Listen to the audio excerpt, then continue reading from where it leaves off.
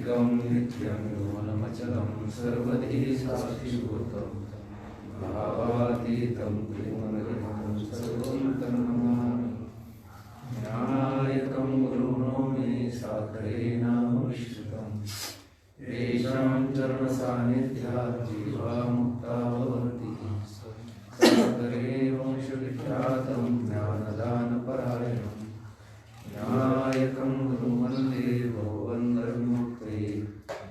ज्ञानप्रतापविलसत्वचनामृतं च अद्वैतभावपटुदारितगुरुभिरवश्य ज्ञानेश्वरस्त्वभगवानपतिर्नकेव श्रीरङ्गनाथगुरुराय नमस्तुभ्यं। श्रीरङ्गनाथं गुरुराजवर्यं मोक्षदायकदर्शनं प्रभावती क्षेत्रनिवासिनं नमामि वेदान्तविदामविष्ठम्। प्रश्न 133वा. रज्जूच्या ठिकाणी कल्पित सर्पाच्या दृष्टांताने विकार भ्रांतीची निवृत्ती कशा रीतीने होते? उत्तर. जसे मंद अंधकारात दोरी पडलेली आहे, तिला पाहण्याकरता नेत्ररूपद्वाराने अंतःकरणाची जी वृत्ती निघते ती अंधकारादी दोषामुळे दोरीच्या आकाराकार होत नाही आणि म्हणून त्या वृत्तीच्या योगाने दोरीच्या आवरणाचा भंग होत नाही. तेव्हा रज्जू उपाधीने युक्त चैतन्याच्या आश्रयावर असणारी जी तुला विद्या तिला तिच्या क्षोभाला पात्र होऊन ती सर्परूप विकार धारण करते. आता आपलं चाललंय विकार भ्रांती. हे सदान विकार भ्रांती. त्या विकार भ्रांतीमध्ये दृष्टांत कुठला दिला तर रज्जू सर्पाचा. मंद अंधकार असतो, तिथं दोरी पडलेली असते, अर्थात रज्जू पडलेला असतो. आणि तिला पाहण्याकरता नेत्ररूपद्वारे अंतःकरणाची जी वृत्ती निघते ती अंधकारादी दोषामुळे दोरीचे आकाराकार होत नाही. हा एक नियम आहे. जेव्हा जेव्हा आपल्याला शरीराच्या बाहेरील पदार्थाचं ज्ञान व्हायचं किंवा होत असतं त्यावेळेस अंतःकरणाची वृत्ती ही, समजा शब्दाचं ज्ञान व्हायचं असेल ती कुठे येते की कानामध्ये येते. पुढं रूपाचं जर ज्ञान व्हायचं असेल तर ती नेत्रद्वारे अशी बाहेर पडते. आणि बाहेर पडल्यानंतर ज्या पदार्थाला आपल्याला बघायचं त्या पदार्थाच्या ते आकाराची होते. हा नियम आहे की त्या पदार्थाचा ती वृत्ती काय करते, आकार धारण करते. कसा धारण करते हे बघा. आपण पाण्याचा आकार कसा आहे असं जर तुम्हाला विचारलं तर काय उत्तर देणार आपण त्याचं? कसं जसं भांडं असेल तसा त्याचा काय होतो की आकार होतो. तद्वत वृत्ती समोर एखादा मनुष्य असेल तर त्या मनुष्याच्या आकाराची होती. अगोदर काय करते की ही वृत्ती जाते आणि वृत्ती गेल्यानंतर पूर्ण त्या माणसाच्या आकाराची होते. असं शरीराच्या बाहेरील जेव्हा जेव्हा आपल्याला हे असं ज्ञान होतं पदार्थाचं त्यावेळेस ती वृत्ती त्या पदार्थाचा आकार धारण करते. हे रज्जूवर सर्प कसा बसला हे जे सूत्र आहे किंवा हे जे वर्म आहे तर हे वर्म जोपर्यंत कळत नाही तोपर्यंत आपल्याला ब्रह्मावर जगत कसं भासलं हे कळणार नाही. आणि म्हणून विचारसागरामध्ये याचं सुंदर चिंतन आलं की बाह्य पदार्थ ज्ञानाची रीती अनिर्वचनीय पदार्थाच्या उत्पत्तीची रीती किंबहुना अनिर्वचनीय ख्याती हे सांगते वेळेस सुंदर त्यांनी काय केलं की चिंतन केलं. काय होतं, मंद अंधकारात दोरी पडलेली आहे आणि तिला पाहण्याकरिता नेत्ररूपाद्वारे अंतःकरणाची वृत्ती निघते. ते अंधकारादी दोषामुळे दोरीचे आकाराकार होत नाही.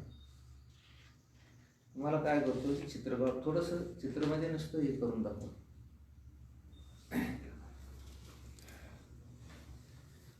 माणूस उलटा काढू का कसं सुविधा काढू हे करा. माणूस तर काही काढता येत नाही आपल्याला.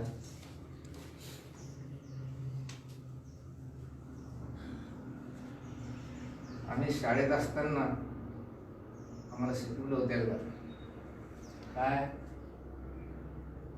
गुरुजीने सांगितले 10 पांडुरंग महाराज हा तुम्ही ऐकले ना, तुम्हाला माहिती आहे ना. आम्ही ऐकले 8, पाठीवर लिहिले 6, आणि आमचा माणूस पहा. काय आमचा माणूस आता पहा. इथे काय आहे की आपण एक कल्पना करू, एक असा काय आहे की काय घट आहे. तुम्ही कुठलाही ग्रंथ घेतला त्याच्यात घट पट हे शब्द जास्त येतात. घटाकार वृत्ती होते, घटच येतो सरासरी. काय तुम्ही घटाचंच उदाहरण येते, जे दृष्टांत देतो तो कुठला आहे, तो घटाचा. एखाद्या दगडाचा येत नाही, एखाद्या घराचा येत नाही, किंबहुना एखादं काही स्टूल असेल त्याचं येत नाही. दृष्टांत नेहमी नेहमी नेहमी कशात दिलेला आहे, घटाचा. आता वास्तविकता त्याच्यात काही लॉजिक नाही घटाचा दृष्टांत का दिला, पण जर तसं जर चिंतनच कार्य झालं तर घट शेवटपर्यंत कामाला येतो म्हणून घटाचा दृष्टांत दिलेला. काय घटाचा दृष्टांत काय दिला, शेवटी कामाला कोण येतोय, घटच येतोय.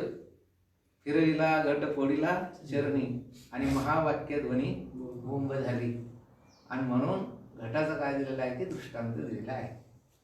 आपण त्या विचारसागरामध्ये ह्याचं फार सुंदर काय की चित्र दिलेलं आहे. आणि हे जे घट असतो या घटावर असे आवरण असतात. हे पहिलं आवरण कोणतं असेल तर अज्ञानाचं. कोणतं आवरण आहे ते, अज्ञानाचं आवरण.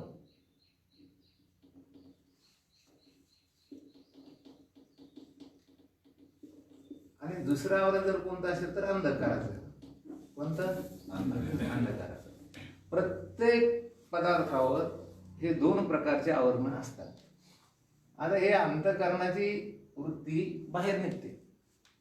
पदार्थ जिथे असेल किंवा त्या विशिष्ट कक्षेच्या आत असेल तिथपर्यंत ती वृत्ती जाते.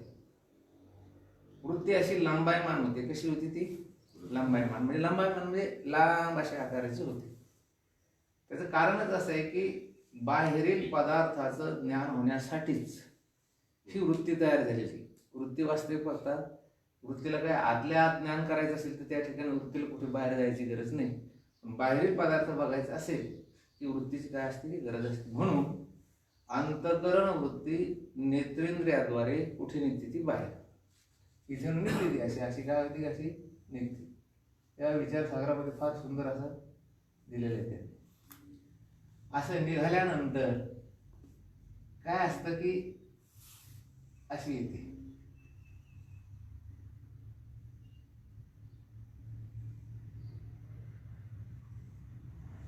आता या वृत्तीला जर बाहेर जायचं असेल एक काम आहे काय, तिला प्रकाशाचं सहकार्य लागतं. कशाचं, प्रकाश लागतोच. प्रकाश जर नसेल, हे बघा आता घट आहे, आपले डोळेही चांगले आहेत आणि अंतःकरणाची वृत्तीही निर्दोष आहे. तर आपल्याला त्या घटाचं ज्ञान होईल का, तिथपर्यंत वृत्ती जाईल का, नाही जाणार. आता रात्रीची वेळ आहे, रात्रीच्या वेळेमध्ये घट ठेवलेला आहे, डोळेही चांगले आहेत, अंतःकरणाची वृत्तीही सुद्धा चांगली आहे. तर ती वृत्ती त्या घटापर्यंत जाऊ शकते का, नाही जाऊ शकत. का नाही बरं, त्या घटापर्यंत जाण्यासाठी त्या वृत्तीला प्रकाशाचं काय लागेल, सहकार्य लागेल. आता त्याच्यानंतर काय आहे की आभास. आता वृत्ती म्हटल्यानंतर त्यात आभास राहणारच. काय राहणार, आभास राहणारच. अंतःकरण वृत्ती म्हणजे एक तर त्या वृत्तीला सहकार्य कशाच लागतं, प्रकाशाचं. दुसरं गंमत अशी आहे की अंतःकरण वृत्ती जिथे जिथे आहे तिथे तिथे आभास आहेच. हे ठरवून टाकायचं, ती वृत्ती अंतःकरण आत असो का बाहेर असो, पण आभास मात्र तिथे असणारच. कारण काय आहे की अंतःकरण हे शुद्ध सत्वगुणाचं असल्यामुळे त्याच्यात त्याचा काय पडतो की आभास. मग वृत्ती मी मागे सांगितलं होतं तुम्हाला, एक काचेचा छोटा आरसा जरी असला तर छोटं का होईना पण त्याच्यामध्ये आपलं प्रतिबिंब दिसते. तसं अंतःकरण वृत्ती म्हटलं की त्याच्यात आभास असतो. आणि काय झाले की अंतःकरण वृत्ती. आणि एक गंमत आहे की याला पुन्हा प्राणाचं सहकार्य लागतं. कशाचं सहकार्य लागतं, प्राण जर नसेल ना तर तिथपर्यंत जाणारच नाही. म्हणून प्राण हा बलवता म्हणून जागे, असं ज्ञानेश्वर माऊली म्हटले. आता हे मृत मनुष्य झालेला आहे, तर मृत मनुष्य त्याच्या अंतःकरणाची वृत्ती बाहेर जाते का? का जात नाही? त्याचं प्राणाचं काही नाही, त्याला सहकार्य नाही, आणि म्हणून प्राणाचं सहकार्य त्याला लागतं. आता ही वृत्ती काय करते? ही अंतःकरण वृत्ती आणि आभास हे दोन्ही एकच आहे. म्हणजे ते कसे आहे? दोन्ही एक आहे म्हटल्यापेक्षा हे जे भाला आणि भाल्याचं टोक आणि मागची ती काठी, हे दिसायला कसे दिसतात? आपल्याला एकच दिसतात, पण ते वेगळे वेगळे आहे खरं, आहे का नाही? भाल्याचं टोक असं पुढे असतं आणि पाठीमागून काय असते? ती काठी असते. किंवा लोखंडाचं काय जे असेल ते कशासाठी असतं? ते एकासाठी असतं. ते कशासाठी असतं? ते त्याचं बॅलन्स जे असतं ते काय असं पुढचं भाल्याचं टोक छोटं आणि मागं काठी एवढी मोठी लावली तर नाही जमणार. ते पुढं भाल्याचं टोक एवढं मोठं असं मोठं आकाराचं आणि पाठीमाग बारीक काडी लावली तरी जमणार नाही. त्याचं काय असेल की त्यातलं माप असेल किंवा विशिष्ट आकाराचा जर भाला असेल तर त्याला विशिष्ट आकाराचं मागचं काय लागेल? ते वजन सांभाळण्याकरता, संतुलन सांभाळण्याकरता काडी लागेल. मग ते दोन्ही कसे जातात? एकच जातात. पाठीमागे मी तुम्हाला सांगितलं होतं एकदा, हे अंतःकरण वृत्तीने आभास कसा राहतो. आता चांगलं झालं, पण पहिल्याने रॉकेल भरायचे लोक. काय भरायचे? रॉकेल गाडीमध्ये. आणि गाडीमध्ये रॉकेल भरलं मग त्याच्यासाठी पेट्रोल टाकायचं काही आणि नुसतं पण ऑइल टाकायचं. कोणतं आहे म्हणायचं त्याला? टुटी ऑइल ना.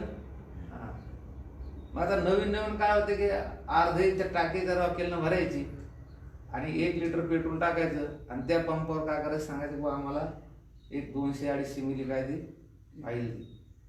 पण नंतर ते पंपवाले खूप हुशार होते. मग त्यांनी काय केलं की आता या रॉकेलची गाडी जर आली आणि ऑइल जर टाकायचं असेल ते पेट्रोल जर 2 लिटर पडलं, त्याला ऑइल किती पडतं तितकं बरोबर जागीच टाकायचं. 100 मिली असेल काय असेल, त्याचं दाबलं, एका साईडनं ऑइल यायचं हळूहळू आणि एका साईडनं काय यायचं की पेट्रोल यायचं. तसं आभास आणि अंतःकरण वृत्ती. आता हे जे आहे तर हा घट जो आहे मुळात, आता हे जे बघा, हे जे अंतःकरण आहे माणसाचं, समजा तर याला काय आहे? आत्मा अधिक अंतःकरण अधिक आभास, याला काय म्हणायचं? जीव. आणि दुसऱ्या भाषेत काय म्हणायचं त्याला? प्रमाता. काय म्हणायचं? प्रमाता किंवा प्रमातृ चैतन्य. हा झाला प्रमाता. आता याला ज्ञान कशाचं करून घ्यायचं आहे? घटाचं करून घ्यायचं.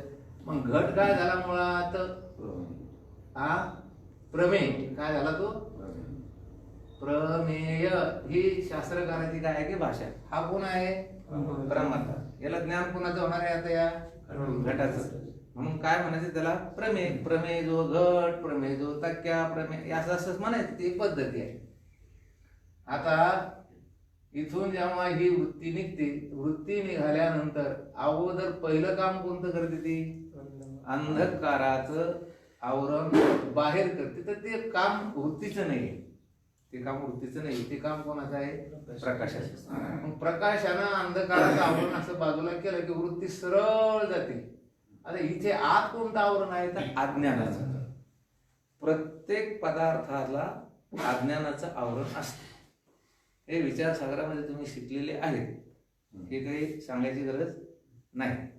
सांगू पांडुरंग महाराज ध्यानात राहत नाही तर तुम्हाला टपुरे आणि त्याची काळजीपूर्वक दखल घेत नाही. हे मुख्य सिद्धांत आहे ना, ते असे पेट बसले पाहिजे. प्रत्येक पदार्थावर अज्ञानाचं आवरण असतं. ते चौसर खेळणारे लोक असतात किंवा बुद्धिबळ खेळणारे लोक असतात आणि त्यांची अंतःकरण वृत्ती त्या खेळामध्ये रममाण झाली. आता हल्लीच्या अलीकडच्या काळामध्ये ही मुलं गेम खेळत बसतात मोबाईलवरती. तर त्यांच्या समोरून त्यांचे वडील गेले का त्याला आई बोलवायली का बहीण बोलून राहिली, त्याला दिसतंय का बरं? नाही. मग याचा अर्थ आता तो त्याची नेत्र त्या याच्याकडे बघतात, त्या पुढच्या व्यक्तीकडे, म्हणजे डोळ्यानं तो त्यांना बघतोय असं. तरीही तो खेळण्यामध्ये त्याची अंतःकरण वृत्ती असल्यामुळं त्याला त्या माणसाचं ज्ञान होत नाही. म्हणजे नेत्र आणि अंतःकरण वृत्ती त्या माणसाकडे बघती, पण ज्ञान होतं का त्याला? नाही. का? याची अंतःकरण वृत्ती त्या खेळाच्या आकाराची झाल्यामुळे त्याला मग आता त्या माणसाच्या जवळ कोणतं आवरण आहे आता समजायचं? अज्ञानाचं. जर अज्ञानाचं आवरण नसतं तर याची अंतःकरण वृत्ती म्हणजे हे नेत्रानं तिकडे बघितल्याबरोबर त्याला काय झालं असतं? ज्ञान. पण ते ज्ञान होतं का? नाही. का होत नाही? अंतःकरण वृत्ती ही त्याची खेळामध्ये मग्न झालेली असते, म्हणून तिथे कोणतं आवरण आहे? अज्ञान. तुम्ही आता गाडीवर चला किंवा तुम्ही एखाद्या वेळेस तुमच्या कुठल्या तरी कामामध्ये व्यस्त असा, तुमच्या जवळून गेलेला मनुष्य तुम्हाला दिसतो, तुमचे इंद्रिय त्याला बघतात, नेत्रेंद्रिय त्याला बघतंय. अहो एवढंच नाही, एखाद्या वेळेस तुमची अंतःकरण वृत्ती जर एखाद्या कामात मग्न असेल आणि बायको म्हणते अहो जेवून घ्या जेवून घ्या जेवून घ्या, ऐकलं का ऐकलं का, हे ऐकत नाही. काय ऐकत नाही बरं? त्याची अंतःकरण. मग याचा अर्थ अज्ञान आहे की नाही? प्रत्येक पदार्थावर कशाचं आवरण असतं? हे अज्ञानाचं आवरण असतं. ते दिलेलं त्याने की त्याला तुला विद्या म्हणतात. कोणती? त्याला आपल्याला पुरताच हे बघायचं. म्हणजे पहिलं अज्ञान कोणतं आहे? हे आवरण कोणतं आहे? अज्ञानाचं. दुसरं आवरण कोणतं आहे? अंधकाराचं. म्हणून ही वृत्ती गेली. वृत्ती गेल्यानंतर काय करते ही वृत्ती? अंतःकरण वृत्तीचे एक काम आहे, त्या अज्ञानाचं आवरण बाजूला काढायचं. कशाचं आवरण? अज्ञान. हे बघा, प्रकाशाने कोणतं काम केलं? वृत्तीला अंधकाराचं आवरण बाजूला झालं की त्याचं काम संपलं. ती वृत्ती तिथपर्यंत गेली. इथपर्यंत गेल्यानंतर आता वृत्तीचं कोणतं काम आहे? त्याच्यावर जे अज्ञानाचं आवरण आहे ते हळूच असं काय करायचं की बाजूला करायचं. म्हणजे हे अज्ञानाचं अंतःकरण वृत्ती मनुष्याकडे बघितलं, आईकडे वडिलाकडे, मग त्याला तिकडे ज्ञान होतं. तसं तोपर्यंत होत नाही. का? वृत्ती जर दुसरीकडे मग्न असेल आणि पदार्थ पाहिला ज्ञान होतं का त्याला? हे कळतं का तुम्हाला? कळतं नाही? हे कळायलाच पाहिजे तुम्हाला. मग त्याला ज्ञान होत नाही. मग आता ही वृत्ती गेली. गेल्यानंतर इथं घटापर्यंत जाते. मग घटापर्यंत गेल्यानंतर अज्ञानाचं आवरण बाजूला केल्यानंतर जसा घट आहे, ही वृत्ती जसा घट आहे तशाच आकाराची होती. मी सांगितलं चौकोनी असेल चौकोनी, गोल असेल तर गोल. आता मग हे निरावरण झालेलं जे घट आहे, म्हणजे आता अज्ञान राहिलं नाही, अंधकार तर अगोदरच राहिलं नाही. कारण काय झालं की प्रकाशाला ते त्या वृत्तीला नेऊन पोहोचवलं, म्हणजे वृत्ती गेली. आणि मग काय होतं? या वृत्तीमध्ये असलेला जो चिदाभास आहे त्याला घटाचं काय होतं? ज्ञान. ज्ञान वृत्तीला होत नाही. वृत्तीचं एकच काम आहे की फक्त त्याच्यावर असलेलं अज्ञानाचं आवरण बाजूला करायचं. मग अयम घट हा घट आहे हे ज्ञान कुणाला होतं? चिदाभास. वृत्ती तर जड आहे. कळालं ही प्रक्रिया तुम्हाला? ही प्रक्रिया प्रत्येक पदार्थाचं ज्ञान होते वेळेस कळते. आता हे बघा, हा झाला प्रमाता, घट झाला प्रमेय. पण जेव्हा तुम्हाला हा घटाचं घट प्रमेय किती काळ आहे? प्रमेय कधी म्हणायचं त्याला? ज्ञान होत नाही, तो ज्ञान होण्याच्या अगोदर. आता घटाचं ज्ञान झालं त्याला म्हणायचं प्रमाज्ञान. त्याला कोणतं ज्ञान म्हणायचं आता? प्रमाज्ञान. अगोदर ते प्रमेय, अगोदर त्याला काय म्हणायचं? प्रमेय. पण जेव्हा हा घट आहे असं चिदाभासाला ज्ञान होतं तेव्हा त्याला काय म्हणायचं? प्रमाज्ञान. प्रमा चैतन्य म्हणतात त्याला. कोणतं चैतन्य म्हणायचं? प्रमा चैतन्य. हे प्रमातृ, हे प्रमा, हे अगोदर प्रमेय आणि नंतर काय आहे की प्रमा. कळालं की असं अंतःकरण वृत्ती, आभास, प्रकाश आणि प्रमा. याच्यात काही शंका आहे का? विनायक महाराज मला तर कळायचं कामच नाही. काय काय सांगितलं तुम्हाला? कळालं बघ मला? बरं म्हणून का कळालं? हा, आपल्याला जेव्हा जेव्हा पदार्थाचं ज्ञान होतं तेव्हा ही प्रक्रिया घडते. आणि जर हे तुम्हाला कळालं नाही, तुम्ही उगा रज्जू सर्प किती वेळेस काही म्हटले त्याला काही अर्थ राहणार नाही. हे वस्तूचं ज्ञान बाबा या अंधारातली गोष्ट झाली, आता एका प्रकाशातली आली. कोणती? हा जो प्रकाश आहे. आता तुमची शंकाच तुम्हाला शंकाच विचारता येत नाही म्हणल्यावर इतके श्रवण करून आता हे विषय कुठला चालला? मंद अंधकारात नाही, अंधकारातलाच चालला. हा विषय कुठला चालला? प्रकाश. आपला वृत्ती प्रकाश कसा नेईल तिथपर्यंत? काय प्रकाश? कोणता प्रकाश वृत्ती नाही. प्रकाश वृत्ती नेत असते तिथं. नाही, आपली वृत्ती तिथे जाईपर्यंत प्रकाश अगोदरचाच असला किंवा नसला, अगोदरचा लागेलच ना. विषय कोणता चालला की जेव्हा आपल्याला आता समजा आपल्याला ह्या फोटोचं ज्ञान झालं. मग या फोटोचं जे ज्ञान होऊन राहिलं तर प्रकाशामुळे होऊन राहिलं. कारण प्रकाशात हालायचं किंवा बाहेरचं झालं सूर्याचं आपल्या वृत्तीने कसा प्रकाश निघाला तिथपर्यंत? आपल्या वृत्तीला कुठं प्रकाश असतो? इथं काय लिहिलं आपण? प्रकाश म्हणजे वृत्तीत असतो असं नाही लिहिलं. मी प्रकाशाचं सहकार्य शब्द वापरला. हा म्हणजे बाहेरचाच प्रकाश लागतो. बाहेरच लागेल ना. त्या वृत्तीला प्रकाशाचं काय लागतं? साह्य लागतं. प्रकाश जर नसेल, ही जर प्रकाश नसेल, ही वृत्ती कशाला जाईल तिथपर्यंत? प्रकाश कशाचा आहे? लाईटचा हा, असतो. बाहेरचा ना, वृत्तीतला नाही तो प्रकाश. अरे वृत्तीत प्रकाश कसा राहील पांडुरंग महाराज? आता इथून मी मुळात यायला लागले पंचकरणाच्या खाली. वृत्तीत प्रकाश कसा राहील? वृत्तीत प्रकाश हे लाईट वृत्तीत कसा राहील? तेच म्हणतो मी बाहेरचाच लागणार. आपण राहीन कसं मला हे सांगा. मला तुम्हाला हे विचारायचं, तुम्ही इतकं ऐकून राहिले ते प्रकाश वृत्तीत राहीन कसा? अंतःकरणात प्रकाश कसा राहील? हे बाहेरचा प्रकाश अंतःकरणात कसा राहील? नाही. प्रकाश अहो हा प्रश्नच नाही आला पाहिजे. प्रकाश बाहेरचीच वस्तू आहे. प्रकाश कुठं राहणार आहे? बाहेर. आपला विषय कोणता चालला? वृत्ती चालली. मग अंतःकरणात प्रकाश अंतःकरणात राहील का? हा प्रश्नच नाही यायला पाहिजे तुमच्या डोक्यात. तुम्ही श्रवण करून राहिले ना, तुमच्या डोक्यात हा प्रश्नच नाही यायला पाहिजे. प्रकाश आत कसा राहील? हे प्रकाश आत राहील का? अंतःकरणात प्रकाश आहे का? नाही. आणि मग तुम्ही जसं म्हणले प्रकाश तुम्ही एका प्रमाणाच्या माध्यमातून म्हणले म्हणून नाही नाही नाही प्रकाशाचा सहकार्य म्हटलो मी. काय म्हटलं त्याला? की अंतःकरण वृत्तीला प्रकाश आहे तिच्यात असं नाही म्हटलो. तिला काय म्हटलं? पहा मागं चेक करून पहा तुम्ही. प्रकाशाचं काय लागतं तिला? सहकार्य लागतं. हे जे सिद्धांत आहेत हे सिद्धांत बिनचूक. आणि म्हणून तुम्ही म्हणजे बरेच लोक असे ते अर्ध्या हळकुंडात नवरदेव झालेले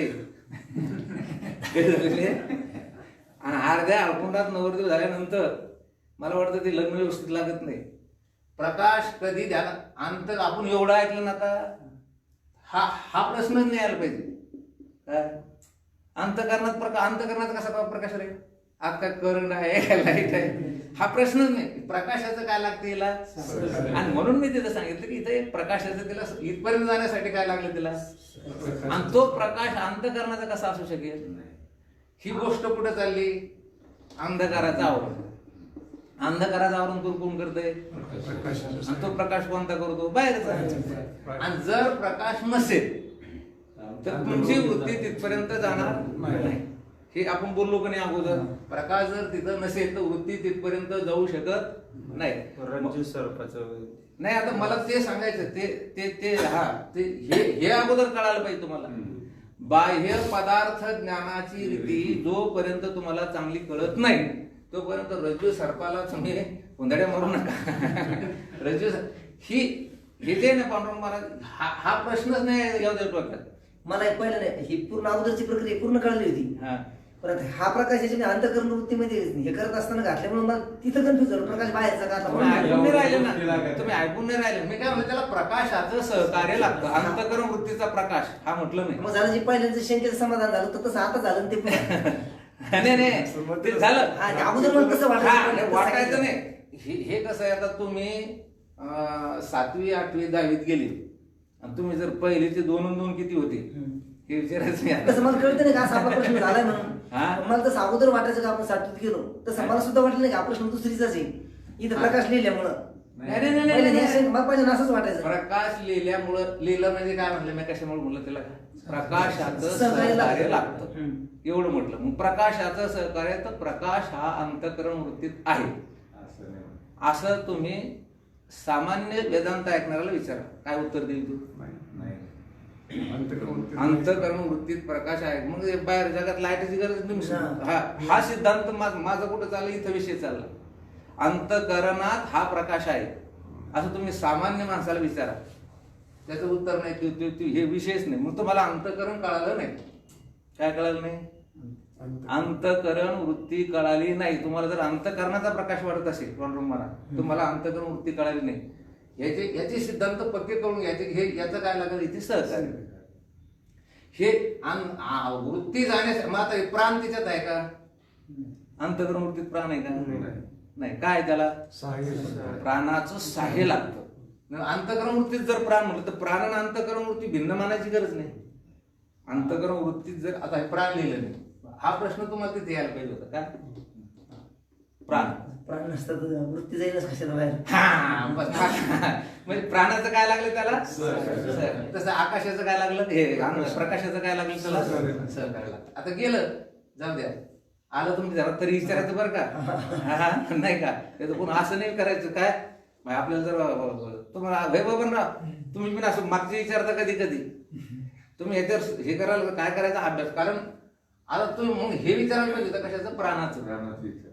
प्रकाशाचं विचारलं ना जेव्हा जेव्हा आपल्याला बाहेर निघायचं मी अगोदर बोललो रानात. सुरुवातीला बोललो की अंतःकरण वृत्ती बाहेर जायची असेल तर तिला प्रकाशाचं काय लागतं त्याच्याशिवाय ती वृत्ती तिथपर्यंत पोहोचू शकत नाही तर वृत्ती चांगली नेत्र चांगले आणि मी बोललो अगोदर आणि जर प्रकाशाचं सहकार्य नसेल तर वृत्ती तिथपर्यंत पोहोचू शकत नाही बोललो कोणी आपण बोललो आता चालू हे अंधकाराचं आवरण आता झालं अज्ञानाचं आवरण आणि मग निरावरण झालेलं आता घटाचं ज्ञान कोणाला होतं हा एक मुद्दा ध्यानात ठेवायचा वृत्तीला होत नाही कधी ध्यानात ठेवायचं तुम्हाला ज्ञान होतं असं कोणी जर म्हटलं तर ते कोणाला होतं ध्यानात ठेवायचं चिदाभासालाच होतं मग अंतःकरण वृत्तीचं काय काम आहे फक्त त्या पदार्थावर असलेलं अज्ञानाचं आवरण काढणे एवढं काम कोणाचं आहे वृत्तीचं आहे आणि त्या वृत्तीमध्ये असलेला जो चिदाभास आहे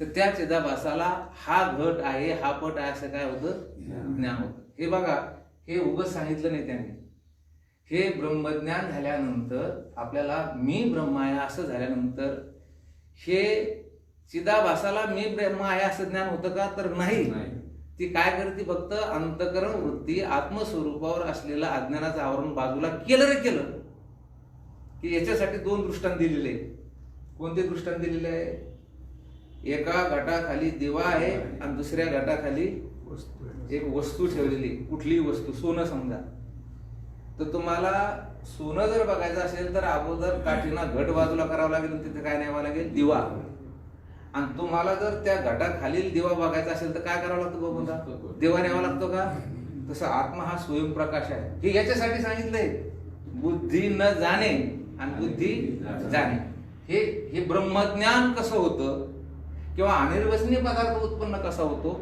याच्यासाठी हे चिंतन सांगितलं म्हणून तुम्हाला आता ह्या ग्रंथाचं जरी ज्ञान व्हायचं असेल तर अंधकार आहे आता ग्रंथाचं ज्ञान होईल पांडुरंग महाराज नाही का होणार नाही प्रकाशाची हा त्याला प्रकाशाचं काय नाही की अंतःकरण वृत्तीला तिथपर्यंत पोहोचविण्यासाठी प्रकाशाचं तिला काय नाही की सहकार्य नाही आतले जर आतलं ज्ञान व्हायचं असेल तर मला लागत नाही प्रकाश आपण सुरुवातीच त्या ठिकाणी महाराज वाक्य विचारलं की जेव्हा शरीराच्या बाहेर तुम्हाला कुठल्या बाहेरच्या पदार्थाचं ज्ञान व्हावं असं वाटत असेल तर वृत्तीला कोणाचं सहकार्य लागतं प्रकाशाचं सहकार्य कळालं का हे तुम्हाला आता पांडुरंग महाराज नाही आता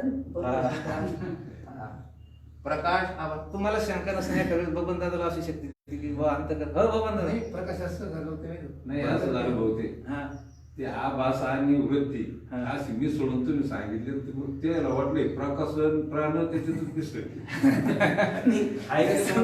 कशी वाटली नंतर आला आवाज आतमध्ये अंतःकरण आतमध्ये प्राण आतमध्ये मग प्रकाश आत कसा नाही, नाही, नाही तुम्ही मग प्राण विचारायला पाहिजे तुम्हाला वृत्तीत प्राण राहतो का प्राण राहत नाही वृत्तीमध्ये नाही ते तसं. तिचं काय लागत त्याला सहकार्य लागत वृत्ती म्हणजे काय त्याच्यात प्राण राहत नाही तुम्ही जर असं विचारलं की बाबा ते मशीन सुरू झाल्यानंतर त्या डिझेलमध्ये हवा राहते का डिझेलमध्ये पेट्रोलमध्ये हवा राहत नाही ते हवा फक्त सुरू करून दे काय करते ते सुरू करून देते तसे प्राणाचं आणि प्रकाशाचं काय लागतं त्याला कळालं का आता हे आता चला आता तुम्हाला रज्जू सर्पाचं सांगतो आता हे कळालं आणि जर नाही कळालं आता हे समजा असं असं ना तुम्हाला शाही सांगितली होती ना कुठे हा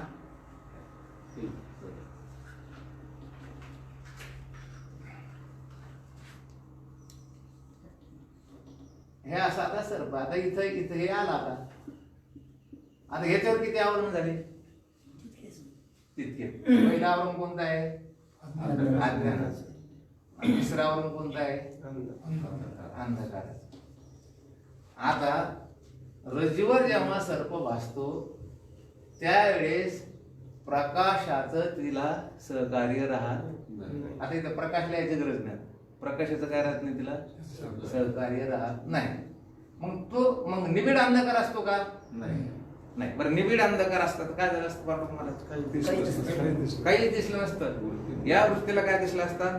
फक्त अंधकारच, दुसरं काही दिसलं.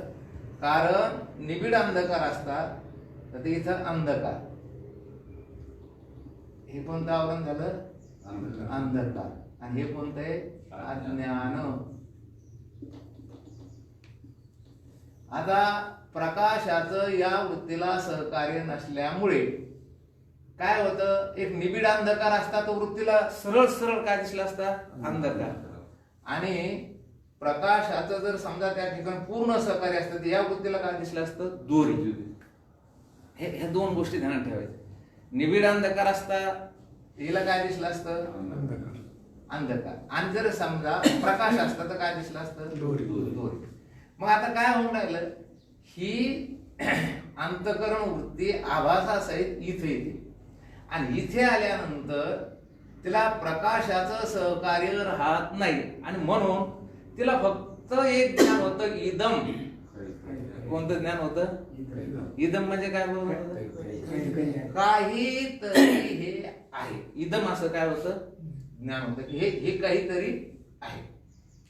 मग काहीतरी आहे असं म्हटल्यानंतर तिला त्या याचं सामान्य ज्ञान, दोरीचं कोणतं ज्ञान झालं आता? कारण ही वृत्ती अशी पोहोचल्यानंतर तिला दोरीचं कोणतं ज्ञान होतं? सामान्य ज्ञान तर कुठे होतं? कधी होतं? कधी होतं की नाही आपल्याला सामान्य ज्ञान? बैसराव कधी होतं? मग इदम. मग आता इदम झालं तर हे दोरीचं कोणतं ज्ञान झालं? सामान्य ज्ञान. आणि विशेष रूपाचं आज्ञान. हे ध्यानातच ठेवायचं. दोरीचं कायम अज्ञान नाही राहत आपल्याला. कोणतं ज्ञान राहतं त्याला? काहीतरी आहे. हे कोणतं ज्ञान? सामान्य. आणि विशेष स्वरूपाचं कोणतं काय असतं त्याला? मग आता इथे आल्यानंतर काय होतं की ही रज्जू जो आहे, रज्जू ते अज्ञान कोणाच्या आश्रित आहे? आता रज्जूच्या. आपण आता सांगितलं, आताच बोललो, प्रत्येक पदार्थाला अज्ञानाचं काय असतं की आवरण असतं. आता हे रज्जू आश्रित काय आहे की अज्ञान. आता आपण हे स्थूल दृष्टीने बोललो. कोणत्या दृष्टीने बोललो? कसं? रज्जूच्या आश्रित अज्ञान राहू शकत नाही. कारण अज्ञान हे कधी चैतन्याच्या आश्रित. ही गोष्ट ध्यानात ठेवायची पांडुरंग महाराज.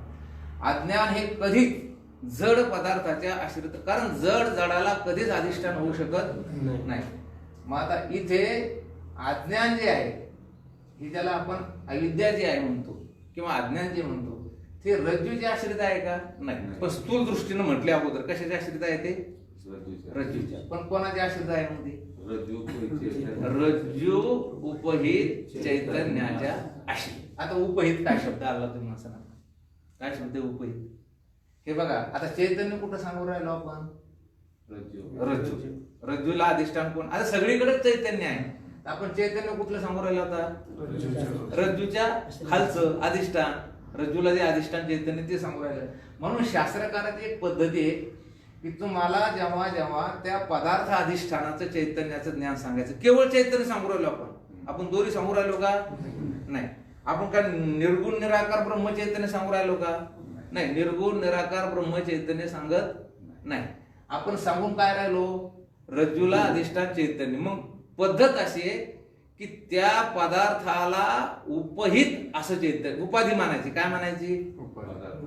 हा. आता घटाला अधिष्ठान चैतन्य सांगायचं आपल्याला. कोणाला? काय शब्द वापरायचा? घटोपहित चैतन्य. आपल्याला एखाद्या दगडाला अधिष्ठान चैतन्य सांगायचं काय? घट नाही सांगायचं आपल्याला, दगड नाही सांगायचा आपल्याला. काय सांगायचं? त्याला अधिष्ठान चैतन्य सांगायचं. म्हणून कोणता शब्द वापरायचा? घटोपहित चैतन्य, पटोपहित चैतन्य, फोटोपहित. मग आता हे जे रज्जू आहे, तर रज्जूला अधिष्ठान कोण आहे? तर रज्जू उपहित चैतन्य. मग हे अज्ञान किंवा अविद्या कोणाचे आश्रित आहे? रज्जू उपहित चैतन्याच्या आश्रित काय आहे की अज्ञान आहे. मग आता काय होतं? ही वृत्ती त्या अज्ञानाचं आवरण काढू शकत नाही. मग तुम्ही असं म्हणणार चैतन्याचं अज्ञान. मग हे अज्ञान कोणाचे आश्रित आहे? चैतन्य. अज्ञान कोणाचे आश्रित आहे? आणि मग या दोरीला कसं काय झाकलं त्यानं? जे आश्रित कोणाचे ते अज्ञान चैतन्याचे. दोरीला कसं, अरे बाप्पा ते रज्जू आणि चैतन्य एका ठिकाणी येते, त्या रज्जूला अधिष्ठान काय आहे तेवढं म्हणून. हा आता जाऊ द्या, सोप्या भाषेत बोलतो, ह्या लाईटाला जर झाकलं तर याच्यावर आपोआप आवरण पडतं की नाही.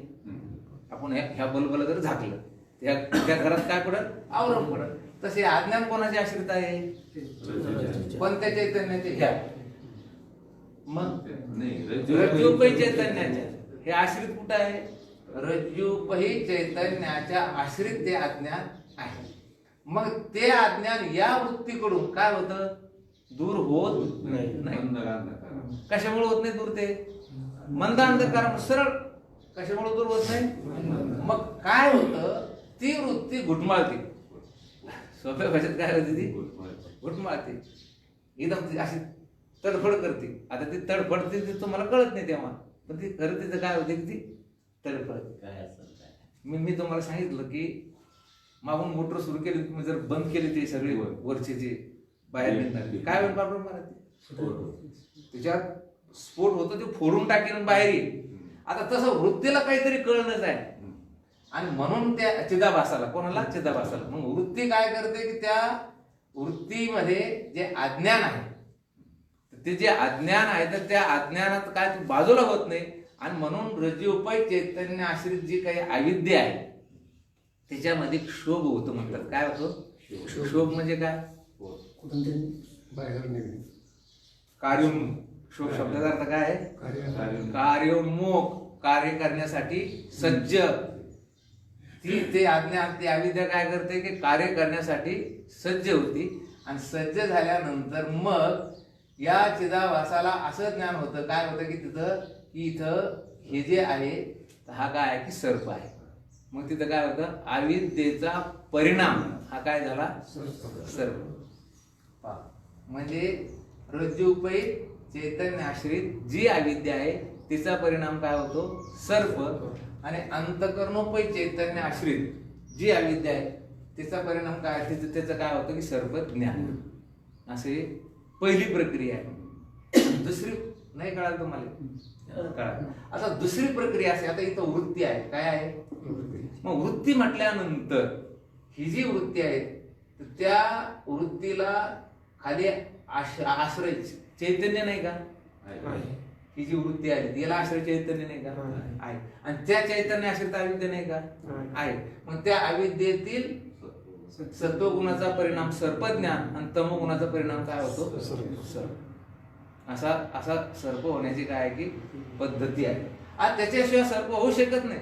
अविद्येतील तमोगुणाचा परिणाम सर्प, आणि अविद्येतील सत्वगुणाचा परिणाम सर्पज्ञान. कोणत्या अविद्येतील, तर अंतकरण वृत्ती उपहित चैतन्य आश्रित अविद्येतील तमोगुणाचा परिणाम सर्प, आणि त्याच अविद्येच्या सत्वगुणाचा परिणाम सर्प ज्ञान. असं त्याची काय की एक पद्धती आहे. आता ही जशी पद्धती आहे तशीच पद्धती आपल्याला होती.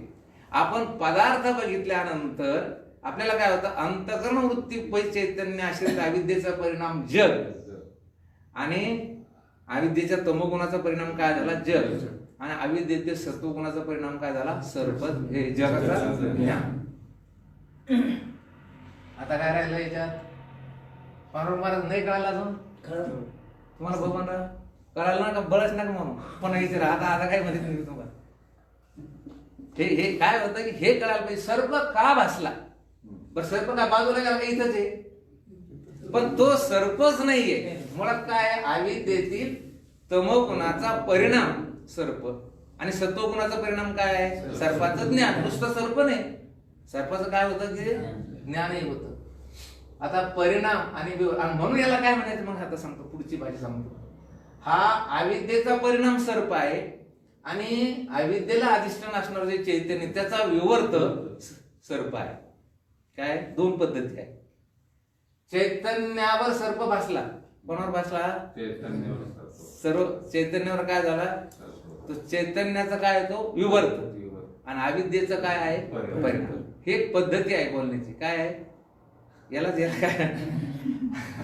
इथं चैतन्य नाही का, जाऊ द्या, चैतन्य नाही का. अविद्येला अधिष्ठान चैतन्य नाही का? आहे. मग त्या अधिष्ठानावर सर्प बसला नाही का? बस. मग काय म्हणायचे त्याला? चैतन्य. तो चैतन्याचा विवर्त आहे आणि अविद्येचा काय आहे? परिणाम. आता ते परिणाम आणि विवर्त याची व्याख्या पुढे येणार आहे. परिणाम म्हणजे काय? पूर्व रूप परित्यज्यम अवस्थांतर प्राप्ती.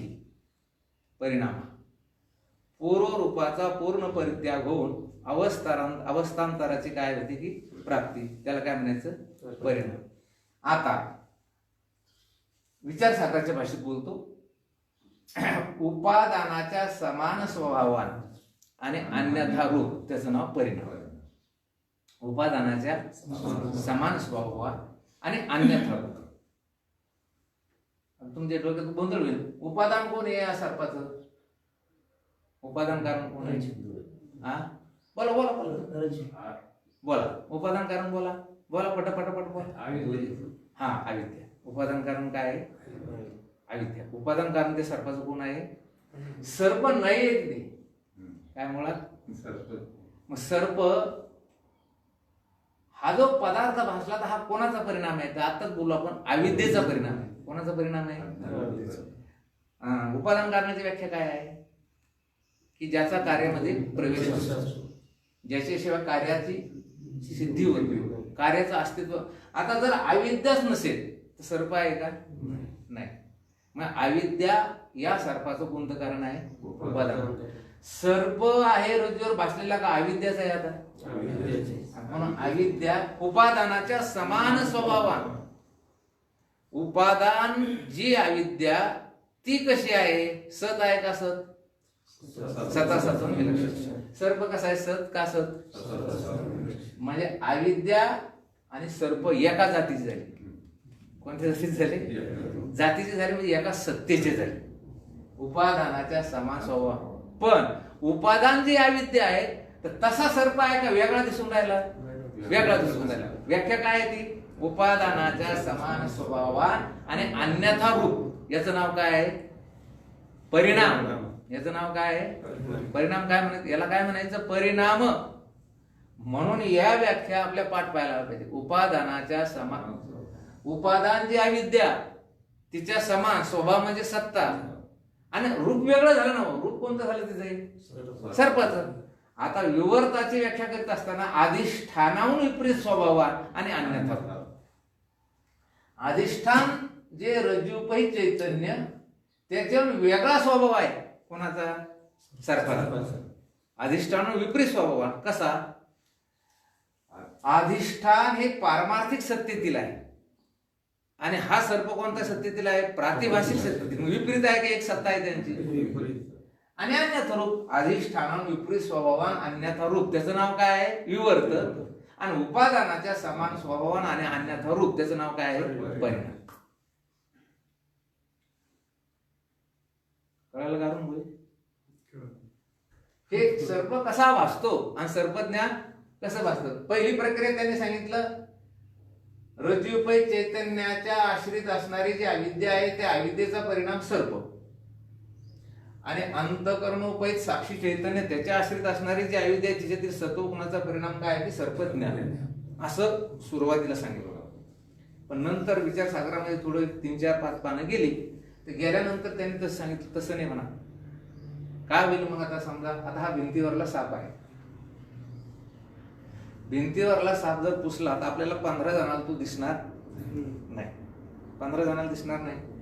तसं रज्जूपै चैतन्य आश्रित जी अविद्या आहे तिचा परिणाम जर सर्प आहे तर समजा मला जर त्या ठिकाणी त्या रज्जूचं यथार्थ ज्ञान झालं नंतर तर मला सर्प दिसणार नाही. पण तुम्हाला दिसतो का नाही?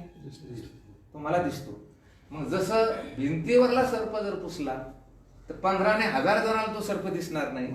तसं रज्जूच्या उपहित जे चैतन्य त्याच्या आश्रित अविद्येचा परिणाम जर सर्प आहे तर मला वाटतं की तिथे हे सगळेच लोक त्या याला पाहतात. कोणाला पाहतात? त्या रज्जूला पाहतात. मग एकाचं अज्ञान केलं तर सर्वांचं जायला पाहिजे. तसं होत नाही. अशी शंका घेतल्यामुळे त्यांनी सांगितलं तसं होणार नाही. मग पुढे काय सांगितलं त्यांनी? ही जी अंतकरण वृत्ती इथे आलेली आहे. काय आलेली? मग वृत्ती आली नाही इथे. वृत्ती आल्यानंतर या वृत्तीला जे अधिष्ठान चैतन्य आहे आणि त्या अधिष्ठान चैतन्याच्या आश्रित जे अज्ञान आहे, सोप्या भाषेत काय आहे, अज्ञान कुठं राहिलेले आता हे अज्ञान कुठं राहून राहिलं, या वृत्तीच्या अधिष्ठान जे काही चैतन्य आहे त्याच्या आश्रित ते अज्ञान आहे. सुरुवातीला बोललो आपण कोणाच्या आश्रित आहे ते रज्जूच्या, स्थूल दृष्टीने बोलावंच लागतंय, रज्जूच्या आश्रित अज्ञान आहे. पण खरं अज्ञान कोणाच्या आश्रित आहे ते रज्जूपय चैतन्याच्या आश्रित ही अविद्या आहे. माझं इथं सर्प नाहीये, मुळात काय नाहीये, सर्प नाहीये. मग सर्प दिसला का, अज्ञानाने सर्पाचा आकार धारण केला पांडुरंग, अज्ञानच सर्प झालं. काय झालं ते अविद्या सर्प, आणि त्या अविद्येतील सत्व गुणाचा परिणाम काय झाला, सर्प. इथे दोन गोष्टी तुम्ही वेगळ्या वेगळ्या करून टाका, चैतन्य आणि अविद्या. काय चैतन्य कुठं कुठं आहे, चैतन्य सगळीकडे आहे. पण एवढ्या पुरतं रज्जूच्या उपही चैतन्याचं जे काही आश्रित अविद्या आहे त्या अविद्येतील सत्व गुणाचा परिणाम कोणत्या, अंतःकरण वृत्ती उपयोग. आता इथं सर्प आहे का रज्जू आहे का अंतःकरण वृत्तीचा आहे, बरं आता अंतःकरण वृत्तीच आहे. आणि म्हणून पुढे काय म्हटलं माहिती ते, इदमाकार. कोणते आकार, पुन्हा दुसरं चिंतन म्हणतोय, अंतःकरण वृत्ती इथे गेल्यानंतर इदम हे काहीतरी आहे अशी वृत्ती होती की नाही. कशी वृत्ती होती ती, काहीतरी आहे.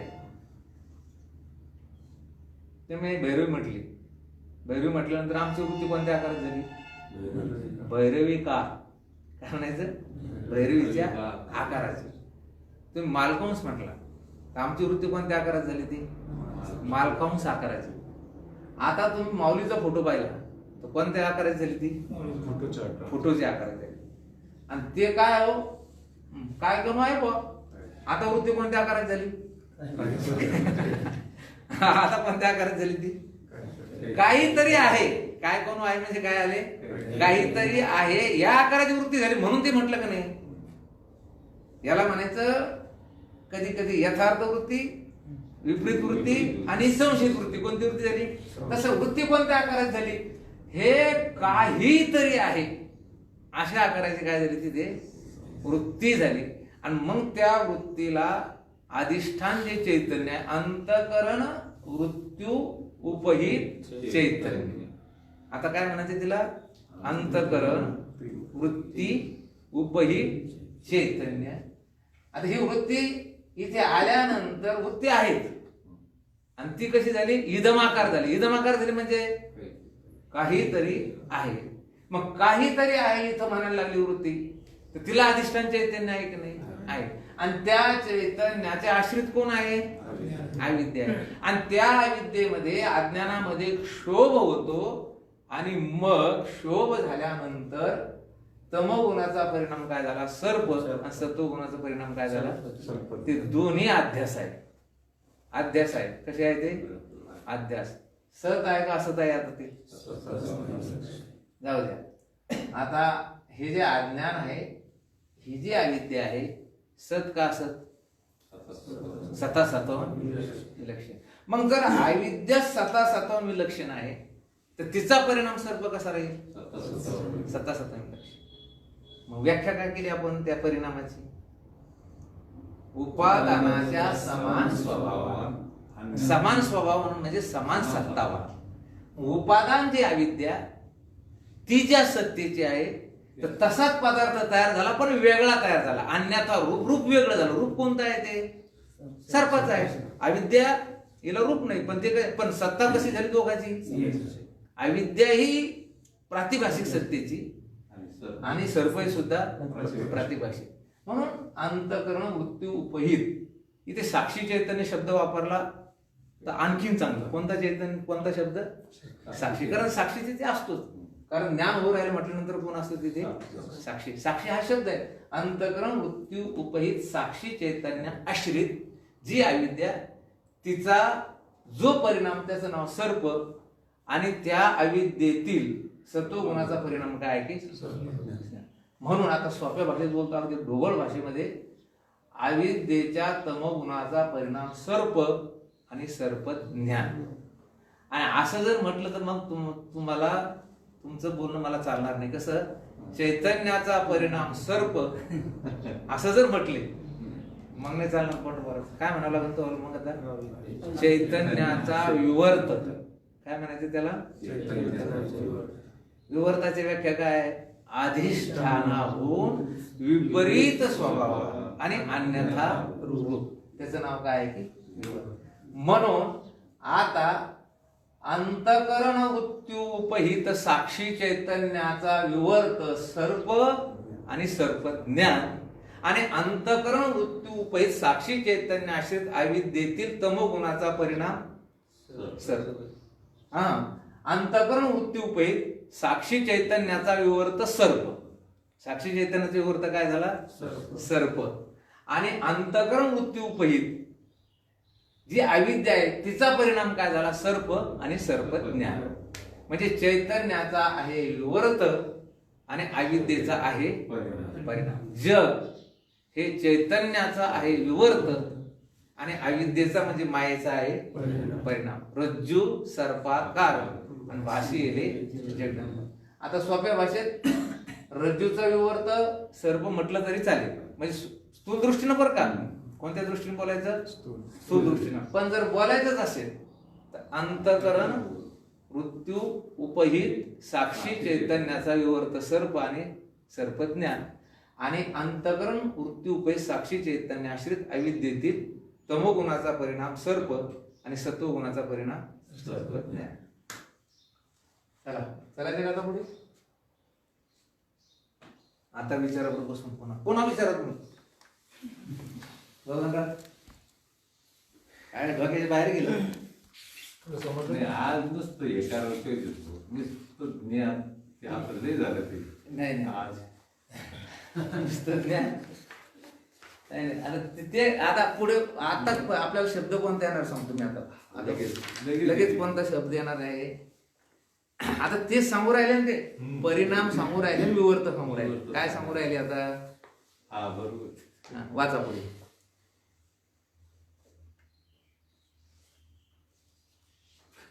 तेव्हा रजोपाधीने युक्त चैतन्याच्या आश्रयावर असणारी जी तुला विद्या तिच्या क्षोभाला पात्र होऊन ती सर्परूप विकार धारण करते. आता ही तुला विद्या. तुला विद्या म्हणजे काय. प्रत्येक पदार्थाला आवरण घालणारी अविद्या असते की नाही. आताच बोललो आपण. ही कोणती अविद्या आहे. तुला विद्या. घट पट याच्या आश्रयानं. आता ते घटपटाच्या आश्रयानं राहते असं म्हणतो बरं का आपण. पण तसं म्हणायचं ते कसं आहे की ते म्हणावं लागेल. त्या घटाच्या आश्रयानं अविद्या राहते. तसं वारून म्हणले रज्जूच्या आश्रित काय आहे ते अज्ञान आहे. तसं प्रत्येक पदार्थाच्या आश्रित काय आहे ते अज्ञान आहे. पण हे स्थूल दृष्टीने फक्त आपण समजायचं. पण त्याच्या आश्रित नाही. ते कोणाचे आश्रित आहे चैतन्याचे आश्रित ते अज्ञान. पण आता प्रत्येक पदार्थाला अज्ञानाचं आवरण आहे का नाही. मग त्याला कोणती अविद्या म्हणायची. तुला विद्या. तिथे कोणती अविद्या म्हणायची. तुलाच अविद्या आहे. रज्जूपै चैतन्य आश्रित जी अविद्या आहे ही कोणती आहे तुला विद्या आहे. आणि मूळ ब्रह्म आश्रित जी अविद्या आहे ती कोणती आहे मूळ अविद्या. ती कोणती अविद्या आहे मूळ अविद्या. ब्रह्माच्या आश्रित असणारी जी अविद्या त्याला आपण काय म्हणतो माया. ही कोणती झाली मूळ अविद्या. आणि घटपटा आश्रित जे चैतन्य आश्रित अविद्या हिला कोणतं म्हणायचं तुला अविद्या. मला नाही कोणाला तुला. तुला म्हणजे स्थूल. हे बघा मूल अविद्या जर गेली मूल अविद्या जरी गेली हे जे तोल अविद्या असते ना तिला काय घालवायचं काम नाही. कारण तिचा काय करावं लागतो बाद.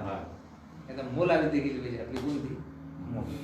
याचा काय करायचं बाद करायचं. ही अविद्या जसं मी आता बोललोय या बल्बला बंद केलं की बाकीच्या पदार्थावर आवरण टाकायची गरज. ते आपोआप त्याच्यावर काय येतं ते आवरण येतं.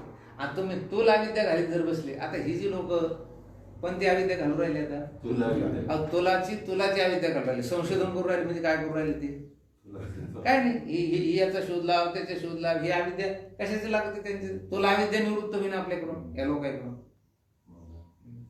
परिणाम सांगा मला. परिणाम सांगा मला. परिणाम उपादानाच्या बोला बोला बोला तुम्ही. उपादानाच्या आणि अन्यथा बोला. उपादानाच्या समान स्वभावाने अन्यथा रूप परिणाम. अधिष्ठान विपरीत स्वभाव ते विवर्त. हा अन्यथा रूप दोन्हीकडे हा. ठेवायचं. काय अधिष्ठानाहून विपरीत स्वभावान आणि अन्यथा रूप, याला काय म्हणायचं? विवर्त. आणि उपादानाच्या समान स्वभावान आणि अन्यथा रूप, याला काय म्हणायचं? पर्याय. बोला बबन दादा, बोला बोला बबन दादा. नाही बोल, हरिओम सांगतो का? पाठ करायचं रे व्याख्या. तुमच्या त्या याच्यापेक्षा फार महत्वाचे. अण्णा सांगा, अण्णा सांगा. उपादानाच्या समान स्वभावान आणि अन्यथा रूप, हे तुम्ही जर बोलले ना तर ते पाठ होत्यात. मराठीचं पक्क पाठवलं. ठीक आहे ना? काय आता चोपडून किती दिवस तिथेच बसायचं. चला. शुद्ध ब्रह्म आणि आत्म्याला हे आवड बघा, घालणारी जी हे आहे जे आहे ना, कशासाठी आहे की जगाचं, देहाचं हे जे चिंतन आहे, परिणाम कुणाचा आहे आणि विवर्त कुणाचा आहे, हे आपल्याला कळायला लागतं. काल आपण बोललो की दुधाचं दही झालं म्हणजे काय झालं? ते परिणाम आहे. आता रज्जूवर सर्प जो आहे, हा काय आहे की विवर्त आहे. हा काय आहे की विवर्त आहे, परिणाम नाही. परिणाम तिथे कोणाचा आहे? अविद्येचा. अविद्येचा. म्हणून अविद्या उपादान कारण आहे. अविद्या कोणतं कारण आहे? हा. आणि चैतन्य कोणतं कारण आहे त्याला? कारणाची व्याख्या भाषा वापरायची असली तर निमित्त कारण, आणि दुसरं भाषा वापरायची असली तर विवर्त उपादान कारण. त्याला कोणतं म्हणत ते पुढे जावं, ते मी सांगत. एवढंच तुम्ही ध्यानात ठेवायचं की अविद्येचा परिणाम सर्प आणि अविद्येचाच परिणाम सर्पज्ञान. पण म्हणताना काय म्हणायचं? अविद्येतील तमोगुणाचा परिणाम सर्प, सत्वगुणाचा परिणाम काय? सर्पज्ञान आहे. हे 2 लाईट तुम्ही एका याच्यावर लावली, समजा अशी जवळजवळ बल्ब आहे आणि एका बल्बचा काच खराब झाला असा, त्याचा प्रकाश चांगला येतो का? नाही. आणि एकाचा बल्ब कसा आहे की चांगला आहे, त्याचा प्रकाश चांगला येतो. तसं अविद्येचंच हे 3 परिणाम आहे. कोणता? सत्वगुण, रजोगुण आणि तमोगुण. तर तमोगुणाचा परिणाम काय होतो की तमोगुणच सर्पाच्या आकारात होतो. काय होतो तो? तमोगुण सर्पाच्या. घट झाला म्हणजे काय झाला? घट बघून दादा सांगा ना. मातीच घटाच्या आकारात झाली. काय झाली ती? मातीच घटाच्या आकारात झाली. मातीच रान्नाच्या आकारात झाली. मातीच चुलीच्या आकारात झाली. जसं चूल झाली म्हणजे काय, घट झाला म्हणजे काय, काय झालं हे तर कळालं नाही तुम्हाला. मग मातीचा परिणाम काय की घट. मग तसं अविद्येचा परिणाम काय की सर्प. म्हणजे काय? त्या अविद्येनं सर्पाचा आकार धारण केला. दुसरं काय केलं? ते उपादान कारण आहे. ते कोणतं कारण आहे? आणि त्या अविद्येतील सत्वगुणाचा परिणाम काय? सर्पाचं ज्ञान. हे पक्क कळून घ्या. चला वाचा. शुद्ध ब्रह्म आणि आत्म्याला आवरण घालणारी जी अविद्या ती मुलाविद्या होय. मुलाविद्या कोणती आहे? शुद्ध ब्रह्म आत्मा याला आवरण घालणारी जी अविद्या, त्याला कोणती अविद्या म्हणायचं? मुलाविद्या. हे वाचा. हा, पण ते वाचा. तुला विद्या वाचायचं आहे विषय वाचा. हम्म. तुला विद्या राहिला. हम्म. घट वगैरे व्यावहारिक पदार्थांच्या आश्रित राहून त्या उपाधीमुळे चैतन्याला आवरण घालणारी प्रतिभासिक पदार्थाला उत्पादक जी अविद्या ती तुला विद्या होय. हे बघा, आपल्याला घट इथे ठेवला. काय घट आहे का चैतन्य आहे? ते खरं तसं जर पाहिलं तर चैतन्य. पण त्या घटाच्या आश्रित तिथे काय लिहिलं? घट वगैरे व्यावहारिक पदार्थाच्या आश्रित राहून त्या उपाधीमुळे चैतन्याला आवरण. आता आपल्याला तो घट दिसायला, आपल्याला परत तिथे येऊ आपण. आपल्याला कोथमीर दिसू लागली, सावता बापाला काय दिसू लागलं? देव दिसू लागला. म्हणजे हरी दिसू लागला, चैतन्य दिसू लागला. म्हणजे याचा अर्थ काय झाला? याचा अर्थ त्यांना उपाधी दिसली नाही. म्हणजे आपल्याला कोथिंबीर दिसू राहिली आणि कोथिंबीरीला अधिष्ठान असणारं जे चैतन्य आहे, तर ते चैतन्यानं काय केलं की त्या अविद्येनं काय केलं? त्या चैतन्याला झाकलं. काय केलं?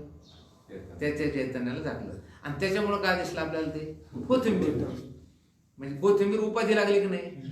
कोथिंबीर उपाधीमुळेच ते झाकलं की नाही? ते अज्ञानानं ते झाकली की नाही? मग चैतन्य झाकलं की नाही? ते कोणतं चैतन्य झाकलं? बाहेरचं नाही.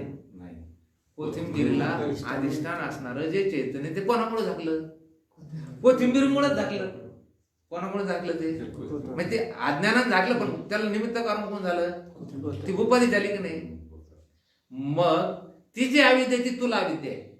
कोणती अविद्या म्हणायची तिला? आता आपल्याला प्रत्येक पदार्थ वेगळा वेगळा दिसून राहिला ना, तर ज्या अर्थी पदार्थ वास्तविक पाहता हरीचे असा हरी जाई तशा एखाद्या अर्थाने एकपणे उभा चैतन्याची शोभा. पण चैतन्य आहे, मग चैतन्य असून सुद्धा आपल्याला पदार्थ दिसून राहिला, तर त्या पदार्थाला अधिष्ठान असणारं जी काही चैतन्य आहे त्या अविद्येनं ते झाकलं. ही कोणती अविद्या झाली? ती तूल अविद्या. आणि आत्म्यालाच झाकून टाकलं, ही कोणती अविद्या आहे? किंवा ब्रह्माला झाकलं, ही कोणती अविद्या आहे? कळालं तुला अविद्या? अजून परत परत विचारा. हो कळालं का बबन दादा? घट आहे का चैतन्य आहे? मग तुम्हाला घट काऊन दिसून राहिला? कशामुळं? त्या अविद्येने तिथं झाकलं.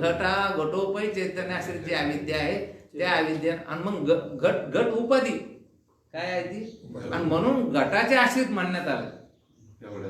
तेवढ्यात काय कशाचे आश्रित म्हणायला लागलं? ते पदार्थाचे आश्रित काय म्हणलो आपण? हा येणारच नाही. उपाधी म्हटलं तर ते आश्रित म्हणावंच लागणार आहे. महाराज बिघडले नाही, महाराजा संचे बिघडले. महाराज बिघडले म्हणणार नाही लोक?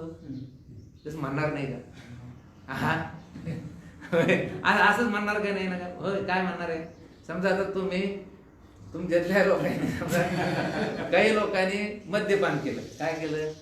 करणार नाही तुम्ही याची मला पूर्ण खात्री आहे. पण तुम्ही जर मद्यपान केलं तर मग लोक काय म्हणते मला? का हो महाराज तुमचा कार्यक्रम बिघडला आता मी बिघडलो का? तुम्ही माझ्या उपाधीला चिकटून आहात ना. कोणाला चिकटून आहात? उपाधीला. म्हणून ते म्हणतात ना शिष्याने गेलं गुरुला भोगावं लागत. आता मला म्हणायची काही गरज आहे लोकांची? पण कुठे आले तुम्ही? ते माझ्या अंगावर आलेले तुम्ही, माझ्या पाठगोळी बसलेली आहे ना. आणि माझ्या पाठगोळी बसल्यामुळे लोक काय म्हणते? बिघडले तुम्ही. पण इथं तसं ही जी उपाधी तर कोणाच्या पाठगोळी बसलेली? चैतन्याची. आणि म्हणून ते घटाश्रित अविद्या म्हणायचं काही कारण नाही.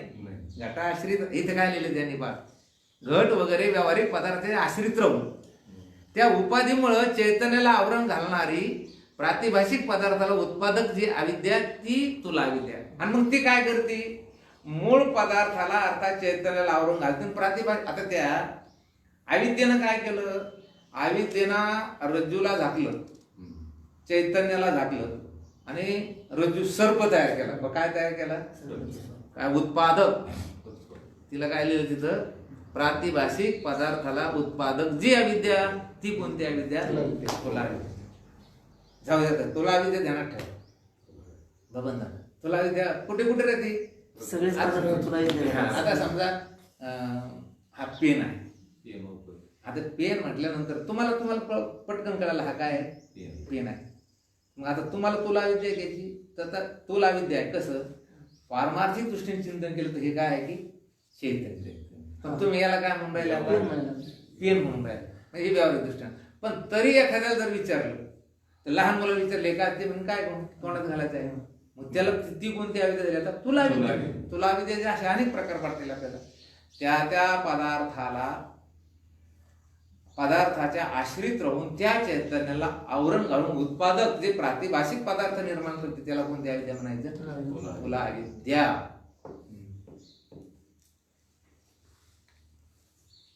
तिच्या क्षोभाला पात्र होऊन हे बघा, ही तुला विद्या आता तुम्ही जर असा विचार केला की आपल्याला घटात देव दिसला पाहिजे, पटात देव दिसला पाहिजे, कोथमिरी द्राक्षात देव दिसला पाहिजे, मग प्रत्येकाची तुला अविद्या घालायची चालायचं का? नाही. याच्यापेक्षा कोणती अविद्या घालायची? मूल अविद्या घालायची. मूल अविद्या गेली. मी तुम्हाला अगोदरच सांगितलं नाही, ही जी मूल अविद्या आहे या बल्बवर झाकण ठेवलं या सगळ्या पदार्थाला आपोआप काय पडतं की आवरण झाकण. आणि ती झाकण काढलं तसं मी मुळातच ब्रह्मस्वरूप आहे असं जर ज्ञान झालं की आपली कोणती अविद्या जाते? आणि ह्या अविद्या काय घालायची गरज मग? बरं, ही अविद्या आहे कुठे? ही ज्याच्या त्याच्या वृत्तीला अधिष्ठान जे चैतन्य त्याचे असेल. ही अविद्या कुठे आहे? आपुले आपण म्हणूनच म्हणले महाराज काय म्हटले ते? तुला अविद्या जर घालली. आता कोणा एक चिंतन सांगतो, तुला अविद्या जर घालवली तर सगळ्या याची ती जायला पाहिजे. मग तुम्हाला जर ती कोथमीर देव दिसली ना मला दिसायला पाहिजे, तिथलंच जर काढलं तसं नाही होत, ते इथलं जायला पाहिजे, अज्ञानमुक्त जायला पाहिजे, वृत्तीवर आहे. हा सर्प दुधाचा परिणाम जसे दही आणि अविद्येचा परिणाम आहे. हा सर्प कसा आहे? दुधाचा परिणाम दही, तसं अविद्येचा परिणाम काय आहे? ते दुधाच्या बाबतीत काय लिहायचं आता लिहा. परिणाम शब्दाची परिणामाची व्याख्या काय? उपादानाच्या समान स्वभाव आणि अन्यथा रूप. त्याचं नाव काय की परिणाम. उपादान जे दूध त्याच्या समान स्वभाव. दूध व्यावहारिक सत्तेतील आहे आणि दही कोणत्या सत्तेतील आहे? व्यावहारिक सत्तेतील आहे. म्हणजे आता एक सत्ता झाली ना ते उपादानाच्या समान पण दूध जसं आहे तसं दही आहे का? नाही. त्याचं रूप बदललं, याला काय म्हणायचं? परिणाम. उपादानाच्या स्वभाव शब्दार्थ सत्ता. स्वभाव शब्दार्थ काय धरायचं तिथे? सत्ता. व दोरीच्या उपाधीने युक्त चैतन्याचा विवर्त आहे. हे बघा तुम्ही पण म्हणले आम्हाला कशाला सांगितलं, पण आता हे इथं चालेल. चैतन्याचा काय आहे? तो दोरीच्या उपाधीनं युक्त असणारं जे चैतन्य आहे त्याचं काय आहे? तो विवर्त. शब्दाची व्याख्या काय आहे?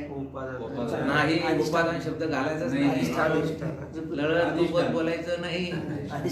अधिष्ठानाहून विपरीत. तुमचं पक्क ध्यानात राहणार आता. पांडुरंग महाराज आता कायम ध्यानात राहणार. अधिष्ठानाहून विपरीत. अधिष्ठान रज्जू आणि सर्प एका जातीचे का वेगळ्या वेगळ्या जातीचे? वेगळ्या. आता रज्जू धरू राहिलो आपण इथे, पण आता इथे काय लिहिलं त्यांनी? रज्जू उपहित चैतन्य, रज्जू उपाधीना युक्त चैतन्य. इथे लिहिलेलंच आहे बघा तुम्ही. तिथे काय लिहिलेलं आहे? या दोरीच्या उपाधीनं युक्त चैतन्याचा विवर्त आहे. दोरीच्या उपाधीनं युक्त म्हणजे काय म्हणायचं त्याला? उपाधीनं युक्त ते उपहित. काय? उपाधीनं युक्त त्याला काय म्हणायचं? उपहित. म्हणून रज्जू उपहित चैतन्य आश्रित जी अविद्या, तिचा परिणाम काय झाला की सर्प, आणि जे रज्जू उपहित चैतन्य आहे त्याचा विवर्त सर्प. विवर्त आणि परिणाम ह्या दोन गोष्टी ध्यानात ठेवा, अतिशय महत्वाच्या तुमच्या. उपादानात लिहिलेली व्याख्या. उपादानाच्या समान स्वभावान आणि अन्यथा रूप तो परिणाम, आणि अधिष्ठान विपरीत स्वभावान आणि अन्यथा रूप सारखंच आहे. अन्यथा रूप म्हणजे वेगळं रूप.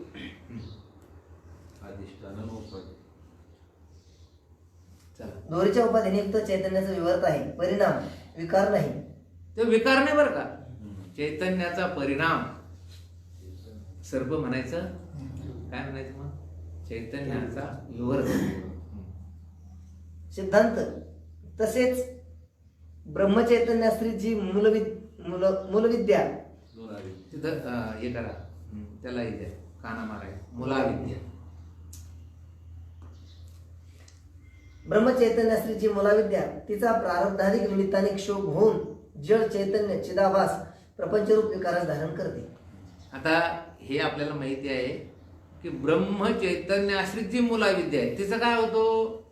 प्रारब्धाधिक निमित्ताने. प्रारब्धाधिक निमित्ताने म्हणजे काय? तुमच्या आमच्या सर्वांचं जे प्रारब्ध आहे हे प्रारब्ध आपलं पूर्ण परिपक्व होतं, फल देण्यासाठी सन्मुख होतं. आपण अपवादाच्या प्रक्रियेत ते बघितलं. त्याच्यात त्या मूल अविद्येत काय होतं की क्षोभ. क्षोभ म्हणजे काय? पुन्हा तिथे खाली लिहिलं, कार्य करण्यासाठी सन्मुख होणे, यास काय म्हणतात? क्षोभ. क्षोभ होऊन जड चैतन्य चिदाभास प्रपंचरूप विकारास धारण करते. ते प्रपंचरूप विकारास काय करते? ते धारण करते. हा प्रपंच अविद्येचा परिणाम आहे व अधिष्ठान ब्रह्मचैतन्याचे विवर्त आहे, परिणाम नाही. याप्रमाणे रज्जूच्या ठिकाणी कल्पित सर्पाच्या दृष्टांताच्या योगाने विकार भ्रांतीची निवृत्ती होती. ही विकार भ्रांतीची निवृत्ती होती. जग हा मूल अविद्येचा परिणाम आहे आणि संपूर्ण विश्व हे ब्रह्मचैतन्याचा विवर्त आहे. ही गोष्ट अशी पक्की अगदी खुणगाट बांधून ठेवायची. विवर्त म्हणजे काय आणि परिणाम म्हणजे काय. प्रश्न 134. विचारू दे. कुंडली वरदा विठ्ठल श्री ज्ञानदेव तुकाराम माऊली ज्ञानेश्वर.